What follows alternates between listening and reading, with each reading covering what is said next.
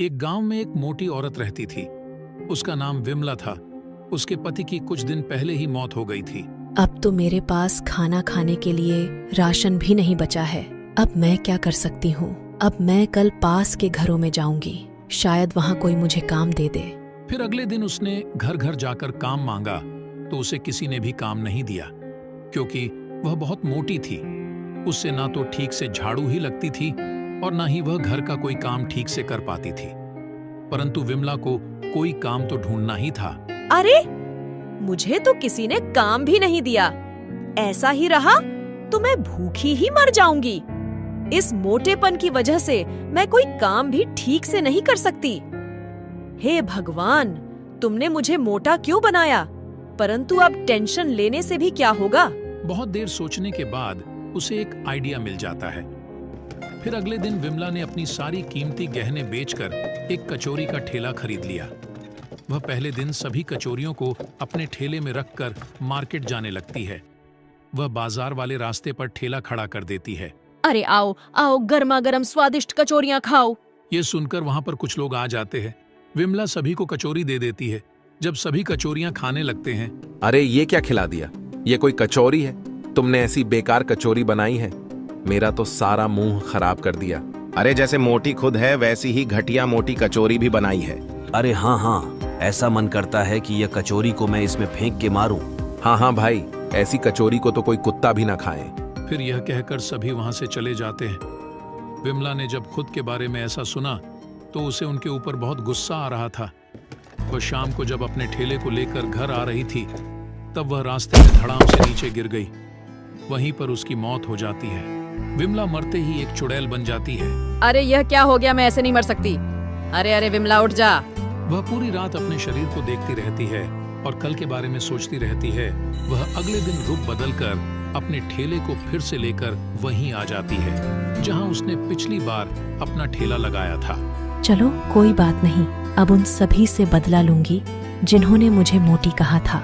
और मैं कल परेशान होकर घर जा रही थी तो ठोकर खाकर गिर जाने से मेरी मौत हो गई।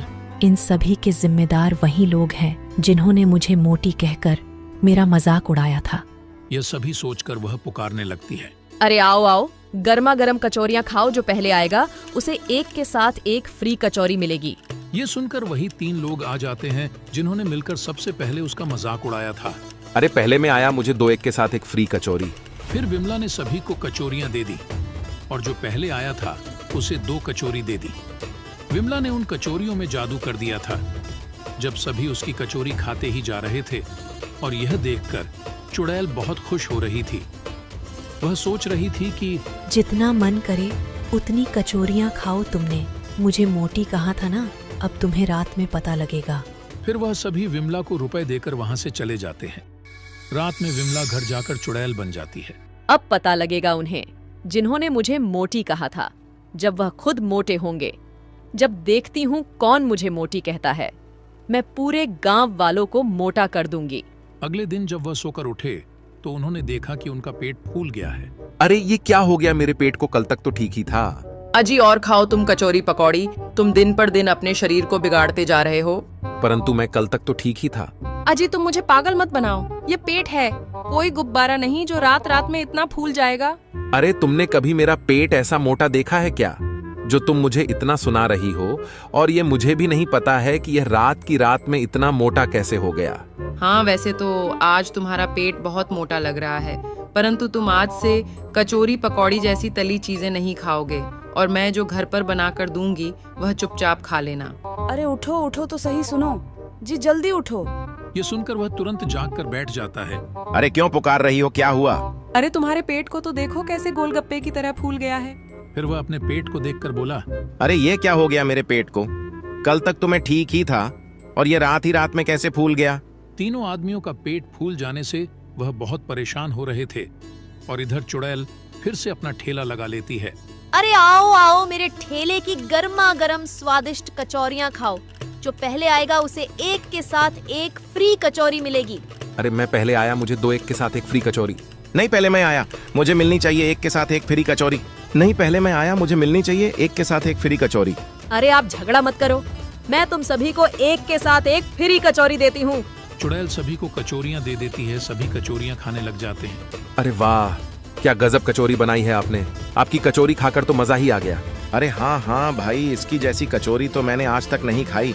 हाँ हाँ, कर लो तारीफ। अब तो तुम तारीफ करोगे ही ना। पहले तो तुम मुझे मोटी बोलकर चढ़ाते थे और अब इतने भोले बन रहे हो। कोई बात नहीं, तुम्हें रात में पता लगेगा कि कचौरी कितनी स्वादिष्ट है। फिर सभी विमला को रुपए देकर वहां से चले जाते हैं। अगले दिन जब आदमियों ने भी देखा कि उनका पेट भी फूल गया है। अरे भाई, आजकल क्या खा रहे हो? तुम तो बहुत मोटे हो गए हो। अरे भाई मेरी क्या बताऊं, तुम्हारी तो बताओ। तुम रात ही रात में कैसे मोटे हो गए? अरे भाई, मैं क्या बताऊं, मुझे खुद नहीं पता है कि ये कैसे फूल गया। मेरी पत्नी ने तो मुझसे बात करना भी बंद कर दिया है। तब से उसने मेरा फूला हुआ पेट देखा है। अरे भाई, तुम्हारा तो फिर भी ठीक है। मेरी पत्नी ने तो मुझसे आज कुएं पर से पानी मंगवाया। उसने 10-15 चक्कर कुएं से घर तक लगवा दिए और तुम्हें तो पता ही है कि हमारे घर से कुआं कितनी दूर है। और तो और आज मुझे खाने में हरी भरी सब्जियां खिलाई। मुझे तो वह खाने में ऐसी लग रही थी जैसे मैं घास फूस खा कर रहा हूँ। अच्छा बस, आज यह करने से तुम्हारा पेट कम थोड़ी होगा। अरे भाई, ये तो शुरुआत है। मेरी पत्नी ने कहा कि जब तक तुम्हारा पेट पहले जैसा नहीं होगा तब तक तुम्हें ऐसा ही खाना मिलेगा और तुम ही सारा पानी कुएं से लेकर आओगे। अरे क्या लाने की बात हो रही है? अकेले अकेले बात कर रहे हो? हमें भी तो बताओ। और ये मटका तुमने भी रखवा लिया क्या? अरे मटका कहाँ है? मटका, तुम किस मटके की बात कर रहे हो? हमारे पास तो कोई भी मटका नहीं है। अरे भाई, मैं तो तुम्हारे पेट की बोल रहा हूँ। ओ अच्छा, तुम हमारे पेट की बोल रहे थे। क्या पता नहीं, जाने ये रात रात में कैसे फूल गया। अरे भाई, ये कोई बीमारी तो नहीं है जो हमारे गांव में आ गई है। गांव के आधे से ज्यादा लोगों के अचानक पेट फूल गए हैं, जैसे हमारे तीनों के फूले हुए हैं। अच्छा भाई, परंतु यह कोई बीमारी होती तो अचानक एक साथ इतने लोगों में नहीं फैलती। मुझे तो लगता है किसी भूत का साया हमारे गांव में पड़ गया है। अरे हाँ भाई, यह भी हो सकता है। चलो भाई, हम इसकी जानकारी लेने के लिए एक तांत्रिक बाबा के पास चलते हैं। शायद अब वही बता सकते हैं कि यह बीमारी है या किसी भूत का साया है। हाँ भाई, ये सही रहेगा, परंतु मुझे तांत्रिक बाबा कहाँ रहते हैं ये नहीं पता है। वह तो मुझे भी नहीं पता है, अब क्या करें। अरे भाई, तुम चिंता क्यों कर रहे हो? तुम्हारा भाई है ना, मैं तुम्हें एक बहुत ही बड़े सुप्रसिद्ध तांत्रिक बाबा के पास लेकर चलता हूँ। हाँ हाँ भाई, चलो तो अभी चलते हैं और इसकी जानकारी लेकर आते हैं। कुछ ना कुछ उपाय तो तांत्रिक बाबा हमें बता ही देंगे। फिर वह तीनों तांत्रिक बाबा के पास जाने के लिए गांव से निकल जाते हैं। वह जंगल वाले रास्ते पर चलते जा रहे थे। कुछ ही देर में तीनों तांत्रिक बाबा के पास पहुंच जाते हैं। फिर वह तांत्रिक बाबा को सारी बातें बताने लगते हैं जो उनके साथ हो रही थी। वह बात खत्म करके बोला, बाबा, अब तुम ही बताओ कि अब हम क्या करें। यह कोई बीमारी नहीं है। तुम सभी ने मोटी औरत की जो कचौरियां खाई थी, ये उसी के कारण हो रहा है। परंतु बाबा, कचौरी खाने से एक रात में ही पेट कैसे फूल गया? ये कचौरी से नहीं, उसके जादू से फूला है। शायद उसकी किसी कारण मौत हो गई होगी और वह चुड़ैल बन गई, और वह चुड़ैल बनकर तुमसे बदला ले रही है। परंतु क्यों, हमने उसका क्या बिगाड़ा है जो वह हमारे पूरे गांव को मोटा बना रही है? वो तो मुझे भी नहीं पता। चलो मुझे उसके पास ले चलो, शायद वही हमें बता सकती है। फिर वह तांत्रिक बाबा को लेकर उस कचौरी वाली के पास आ जाते हैं। चुड़ैल तांत्रिक बाबा को वहां देखकर चौंक जाती है। अरे बाबा, आप यहाँ क्यों आए हो? क्या तुम्हें भी मेरी कचौरी खानी है क्या? तांत्रिक बाबा कुछ मंत्र पढ़कर उसके ऊपर भभूत डाल देते हैं, जिससे वह असली रूप में आ जाती है। अब तुम मुझे यह बताओ कि तुम गांव वालों को परेशान क्यों कर रही हो? तुमने इन सभी के पेटों को मोटा क्यों कर दिया है? क्या बिगाड़ा है तुम्हारा इन्होंने? बाबा, मैं आपकी बहुत इज्जत करती हूँ, इसलिए मैं आपको बताती हूँ कि इन्होंने मेरे साथ क्या किया।